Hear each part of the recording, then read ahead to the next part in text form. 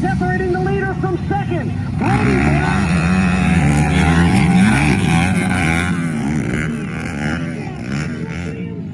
As they come to all campaigns. White get them alongside of Callahan.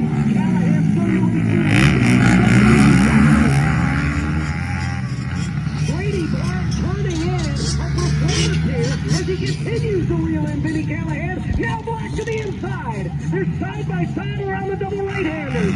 Over the far east jump. Black on the inside. Callahan on the outside. Down into the bowl. They go out the other side. We've got a new race leader. Brady Black up to the top. Vinny Callahan back to second. Final right-hand turn is the lap.